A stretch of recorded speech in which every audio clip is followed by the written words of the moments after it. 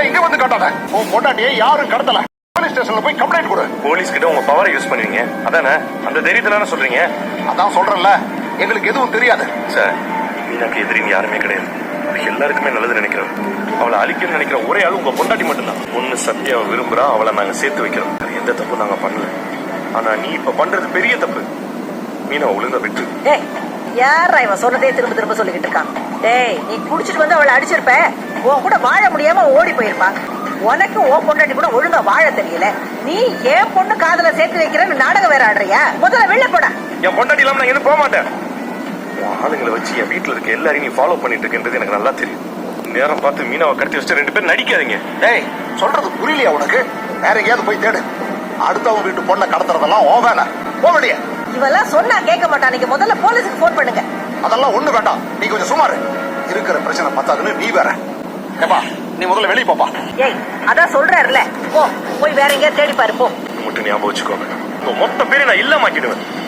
முத்து மீனாவை காணோன்னு வழியே அலைஞ்சு தெரிஞ்சுட்டு கடைசியில் வேறு வழி இல்லாமல் சிந்தாமை வீட்டுக்கு போய் பிரச்சனை பண்ணுறான். அவங்க வீட்டுக்காரரு என்ன சொல்கிறாரு, எப்பா எங்களுக்கு இது சம்மந்தம் இல்லைப்பா, முன்னாடி போய் எங்கேயோ தேடும் போது முத்து வார்னிங் பண்ணிவிட்டு ரொம்ப வந்து போய் வேறு வழி இல்லாமல் வீட்டுக்கு போகிறான். வீட்டுக்கு போனாங்க. அங்கே வந்து மீனாவோட வண்டி நிற்கிது பார்த்துட்டு தான் அவனுக்கு முழு மூச்சே வருது. என்னடா வந்துட்டாலே அப்படின்னு சொல்லிட்டு ஒன்றும் புரியாமல் வீட்டுக்குள்ள போகிறான் முத்து. அவங்க அப்பாட்ட கேட்குறான், என்னப்பா மீனா வந்துட்டாடா, நான் ஃபோன் பண்ண நினச்சேன், நீ இப்போ வந்துட்டாடா, சரிடா மீனா குளிச்சுட்டு இருக்காங்கன்னு கடுப்பாகி போய் மீனான்னு கத்துறான். மீனா வந்தவொடனே, உனக்கு எதாவது அறிவு இருக்கா, ஃபோன் ஆஃப் பண்ணி வச்சிருக்கேன், சரி வந்ததுன்னு சொன்னியா அப்படிங்கும்போது மீனாக்கு ஒன்றுமே புரியல. ஆனால் பதற்றத்தில் கண்ணா பின்னு கத்துறான். அடிங்க போகிறான். மீனா டென்ஷன் ஆகி, ஒரு நிமிஷம் கம்முன்னு இருக்கீங்களா, என்ன நடந்துச்சுன்னு கேட்குறீங்களாங்கும்போது, என்ன தெரிஞ்சு நான் அப்படி ஃபோன் ஆஃப் பண்ணி வச்சேன் சும்மா இருப்பி அப்படிங்கிற மாதிரி முத்து ரொம்ப எமோஷன் ஆகி கத்துறான். ஆனால் ஒரு வகையில் அவங்க கோவம் நியாயமானது. மீனா இப்படி தூரம் அசால்ட் இருந்திருக்கக்கூடாது. வேறு வழி இல்லாமல் சரின்னு சொல்லிட்டு மீனா என்ன நடந்துச்சுன்னு சொல்கிறான். அதாவது மீனா வந்து லைனில் போயிட்டு இருக்கும்போது அவங்க தெரிஞ்சவங்களுக்கு வந்து டக்குன்னு பிரசோலி வந்துடுது. கூட யாருமே இல்லை. அதனால் ஹாஸ்பிட்டல் கூட்டிகிட்டு போகிறாங்க. ஹாஸ்பிட்டலில் அந்த பொண்ணு சீரியஸாக இருக்குது, உடனே ஆப்ரேஷன் பண்ணி டெலிவரி பண்ணுன்னு சொல்லுவோம். வேறு வழி இல்லாமல் மீனா கூட இருந்து எல்லாத்தையும் பார்க்குறா.